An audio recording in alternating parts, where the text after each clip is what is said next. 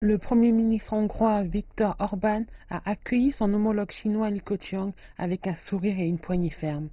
Cet accueil chaleureux intervient alors que les deux pays devraient signer des accords économiques clés dans les jours à suivre.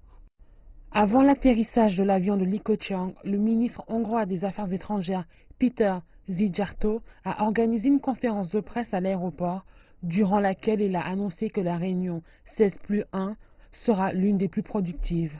D'après Szijjártó, il est prévu que les 16 pays de l'Europe centrale et orientale, représentés ici, signent 23 accords avec la Chine durant le forum, qui prendra fin mercredi avec le pays hôte dirigeant le groupe. La Hongrie cherche à devenir le premier partenaire économique de la Chine dans la région, et les chiffres montrent que le pays est sur la bonne voie.